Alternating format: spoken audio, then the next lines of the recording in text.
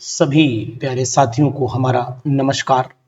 अभी तक हमने ऑक्सो एसिड्स की बात की थी और उस ऑक्सो एसिड में आपने नोटिस किया था, हमने बात की थी आपके इम्पोर्टेंट फास्फोरस के ऑक्सो एसिड्स और साथ ही साथ मैंने बात की थी आपसे सल्फर के ऑक्सो एसिड्स। आज हम लोग हैलोजन के ऑक्सो एसिड्स की बात कर लेते हैं। तो चलिए, नंबर 1 पहला कौन सा ऑक्सो एसिड है जो बहुत ही इंपॉर्टेंट है, तो बात कर लेते हैं। सबसे पहला ऑक्सो एसिड आपको पता होना चाहिए HClO है, जिसको हाइपोक्लोरस एसिड बोलते हैं। तो यहां पर मैं लिख देता हूं हाइपोक्लोरस एसिड लिख रहा हूं।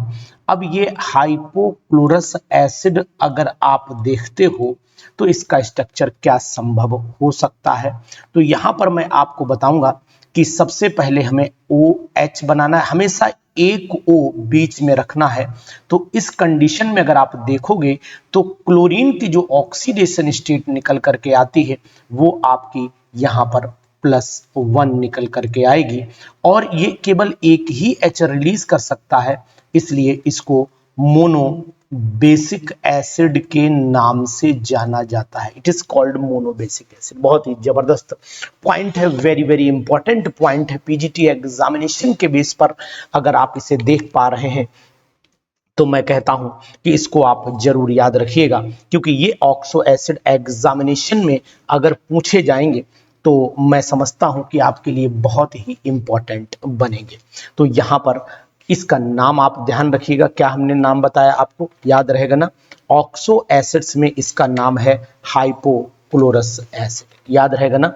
तो चलिए इसी सीरीज को कंटिन्यू करते हुए दूसरे ऑक्सो एसिड की भी बात कर लेते हैं। सेकंड ऑक्सो एसिड कौन सा है? वैसे मैं आपको बताऊंगा, ये पेपर में जरूर ऑक्सो एसिड पूछे जाते हैं और यहां पर कोई संदेह नहीं किसी भी प्रकार का कि क्वेश्चन ना आए, 100% आएगा। दूसरा है आपका क्लोरस, ये आपका हाइपो हो गया। इसके बाद HClO2 बोला जाता है, जिसको आप क्लोरस एसिड कहते हैं। यानी कि यहां पर मैं लिख लेता हूं क्लोरस एसिड, लिख लेता हूं, बहुत ही important, very very important. Chlorous acid मैं लिखे ले रहा हूं, क्लोरस ROUS क्लोरस एसिड लिखे ले रहा हूं। और अब इसको अगर हम डायग्रामेटिकली ड्रॉ करते हैं तो यहां पर O हो जाता है, यहां पर Cl हो जाता है और यहां पर आप एक O लगा दीजिए तो ये हो गया HClO2। अब यहां पर अगर ऑक्सीडेशन स्टेट की बात करते हैं तो यानी कि -2 और यहां पर आपका एक यानी कि ऑड नंबर चलती है, यानी यहां पर +3 आ जाती है। ये आपका डाई बेसिक एसिड हो जाता है। कैसा हो जाता है? डाई बेसिक एसिड हो जाता है। तो यहां पर आप क्या करेंगे, क्लोरस एसिड को यूज कर लीजिए और क्लोरस एसिड में ऑक्सीडेशन स्टेट भी आपको दिखाई दे गई। अब एक और इंपॉर्टेंट ऑक्सो एसिड है जिसको आप लोग बोलते हैं क्लोरिक एसिड, HClO3। इसे आप क्लोरिक एसिड के नाम से जानते हैं। तो यहां पर मैं लिख लेता हूं क्लोरिक एसिड हो जाता है। अब ये क्लोरिक एसिड भी बहुत इंपॉर्टेंट, एग्जाम में पूछ लेते हैं इसे, लेकिन इसका सबसे पहली सॉरी डाई बेसिक मैंने लिख दिया है यहाँ पर, वेरी वेरी सॉरी। ये सभी मोनो बेसिक होते हैं क्योंकि ये एक ही H रिलीज करते हैं, है ही एक H इसके अंदर, तो ये भी मोनो बेसिक लिखिए। उसके लिए क्षमा चाहता हूं आपसे कि मैंने बाई चांस वहां डाई बेसिक लिख दिया, क्योंकि एक ही H ही रिलीज हो रहा है। तो यहां पर ध्यान दीजिए, इस तरीके से आप इसके स्ट्रक्चर को बना सकते हैं। कुछ किताबों ने यहां पर Cl डबल बॉन्ड O भी दिखाया है, कोई प्रॉब्लम नहीं है, ये दोनों स्ट्रक्चर एक ही समान है, सेम है, इसलिए इस पर कोई टेंशन लेने की बात नहीं। सभी मोनोबेसिक है। यहां पर ऑक्सीडेशन स्टेट प्लस की 5 आती है। बहुत ही जबरदस्त वीडियो है आज की और आप इसको जरूर देखिए। फोर्थ आप आ जाता है पर क्लोरिक एसिड, HClO4 पर चले आइए। HClO4 में एग्जाम्पल आपके सामने है, आप बिल्कुल निश्चित तौर पर ऐसे ही बनाइए जैसे मैंने यहां पर बनाया हुआ है। आप डबल बॉन्ड भी लगा सकते हैं, यहां पर ऑक्सीडेशन स्टेट +7 आ रही है। ये भी सभी जितने भी हैं ये मोनो बेसिक एसिड कहलाते हैं। यहां पर भी आप देखोगे तो मोनो बेसिक एसिड ये कहलाएंगे। तो बहुत ही important, very very important examination के पॉइंट ऑफ व्यू से अगर मैं इसको देख पा रहा हूं तो बहुत ही जबरदस्त वीडियो आपके सामने आ रही। अब इनके कुछ प्रॉपर्टीज की बात कर लेते हैं, जो प्रॉपर्टीज आपको एग्जामिनेशन में पूछी जाती हैं। अब होता क्या है कि अगर ऑक्सो एसिड पूछे गए तो फिर बहुत सारे क्वेश्चंस भी इन पर बन जाते हैं और वो क्वेश्चन एग्जामिनेशन में हम लोगों के लिए एक सिरदर्द बन जाते हैं।